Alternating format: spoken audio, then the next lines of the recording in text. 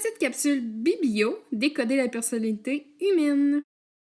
Et aujourd'hui, on va aller un petit peu décoder la personnalité. Donc, la personnalité humaine, comment on peut faire un petit peu pour la comprendre chez les humains. Aujourd'hui, je vous parle d'un résumé, en fait, d'un livre que j'ai dû lire dans un de mes cours de la psychologie de la personnalité que j'ai fait à l'université, évidemment.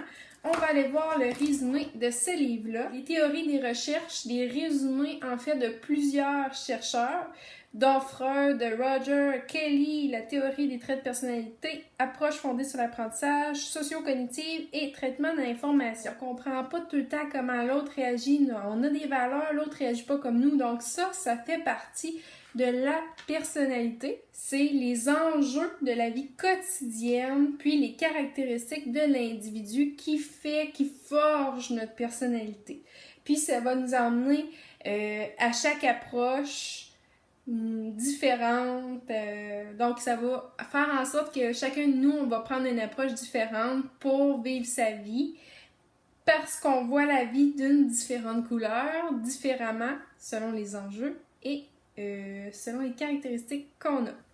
Donc, les gènes, premièrement, ils contribuent à faire en sorte qu'on a des ressemblances en tant qu'être humain, puis nos différences aussi en tant qu'individu. Et la deuxième chose, c'est vraiment les déterminants environnementaux.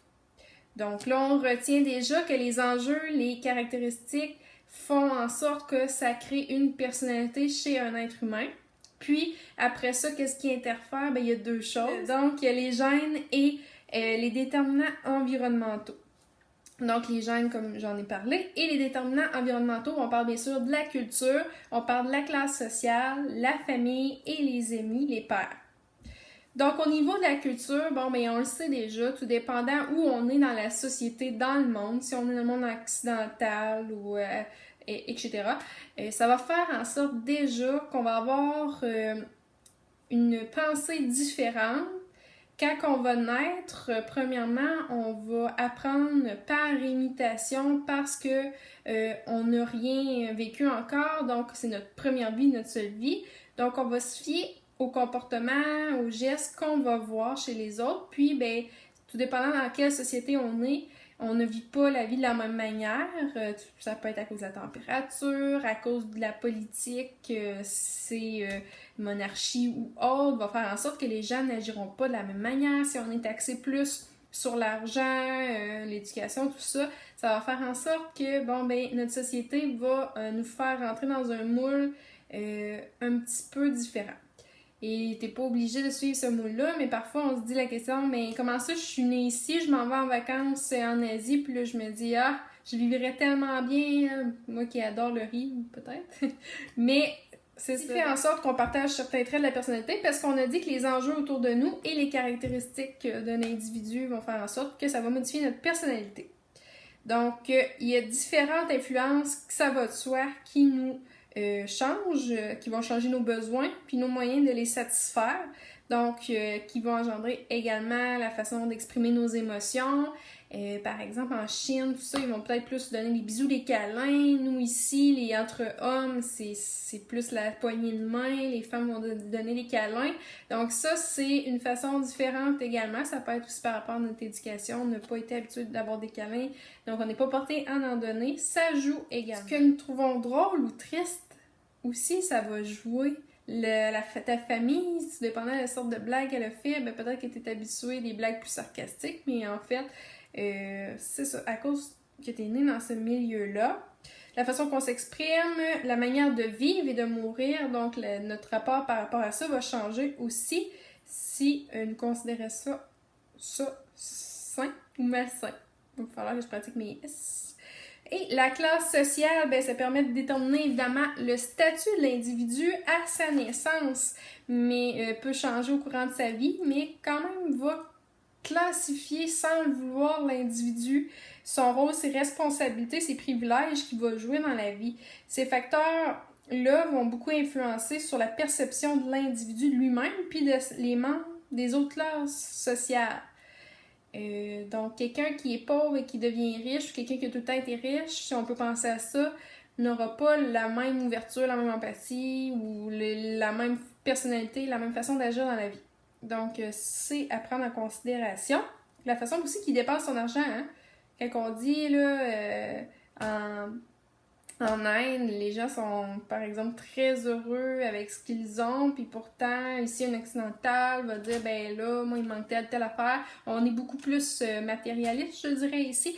Donc, c'est ça, la façon qu'on va voir les choses. Ben, en fait, c'est nos besoins dans la vie. Beaucoup vont revenir à la simplicité à la fin de leur vie parce que ben, on a tous ça en commun, nos besoins fondamentaux de manger, d'être aimé, d'être logé. Donc, la base, pas mal, tout le monde va y revenir et c'est les besoins dans la pyramide de besoins qui sont primaires. La famille, après ça, le milieu familial peut être chaleureux et aimant ou hostile et rejetant qui vont faire en sorte que ça va jouer sur la personne qu'on est. Quand on dit notre passé nous a forgé, l'adulte qu'on est devenu, ben, le fait qu'on ait eu une famille chaleureuse ou non, ben, va jouer aussi sur notre personnalité. Puis de dire, par exemple, qu'on a une famille hostile puis qu'on aurait aimé qu'elle soit chaleureuse, bien, ça fait en sorte qu'on serait pas l'adulte qu'on est aujourd'hui. Donc, c'est sûr qu'il y a des choses qu'on ne peut pas changer. Il faut le prendre, puis il faut le prendre comme une force pour avancer. Parce qu'on peut pas changer de toute manière. Le fait aussi que ce soit surprotecteur et possessif ou sensible, besoin de liberté et d'autonomie des enfants, va changer notre façon d'être. Les parents influencent le comportement de leurs enfants d'au moins 3 façons. Par leur propre comportement, par le fait qu'ils agissent comme modèle pour s'identifier, puis la façon qu'ils vont récompenser certains comportements plutôt que d'autres va faire en sorte que l'enfant, ben c'est comme du conditionnement, comme on dit avec des chiens, là, mais l'humain est un petit peu conditionné. S'il est félicité pour ça, s'il est habitué de voir qu'il réussit dans ça, va aller vers ça, sans nécessairement tenter des choses qu'il n'aurait pas connues avant. Donc, c'est une petite base à relier. Puis, souvent, on se dit, comment ça, mon frère, ma soeur sont pas pareils comme moi? Ben, les chercheurs ont remarqué ça, qu'effectivement, nous n'avons pas le même environnement, le même déterminant. Nécessairement, les gènes se ressemblent, mais ne sont pas pareils non plus. Donc, on peut penser, si je fais l'exemple, moi et ma soeur, bon, on a 7 ans et demi de différence. Donc, premièrement, on n'est pas dans la même époque. Deuxièmement, les parents, ils ont eu le temps d'apprendre des choses avec le premier enfant qui vont faire différemment avec le deuxième. Eux aussi, ils ont évolué, ils ont appris. Donc, ça va jouer et ça joue au niveau biologique, au niveau des expériences variées, la famille et l'extérieur, les pères, les amis, qu'on va venir juste après, n'est pas le même, le cercle. Puis, vu qu'ils sont pas dans la même époque, au niveau technologique, tout ça, c'est comme je dis, au niveau technologique, en secondaire 3, 4, j'ai eu Facebook, tandis que ma soeur, au primaire, 6e année, il l'avait déjà, donc elle était déjà dans l'ère de la technologie, et on passe encore nos parents, nos arrière-grands-parents. Donc, c'est ça. Et les pères, ben, c'est les expériences que les enfants et les adolescents vont vivre avec leur groupe en dehors de la famille, vont être différentes. Puis quand tu te dis, ben voyons, c'est pas comme ça que je t'ai éduqué, ben c'est sûr que c'est à prendre en compte la culture, classe sociale, famille et les pères vont jouer dans ces déterminants environnementaux en plus de ces gènes. Donc, même si l'éducation que tu essaies de lui donner est positive, ça ne fonctionnera peut-être pas toujours si ses amis sont pas de la même idée. En tant qu'humain, notre but est de trouver notre vocation, qu'est-ce qu'on doit faire dans la vie. Sinon, ça serait le chaos.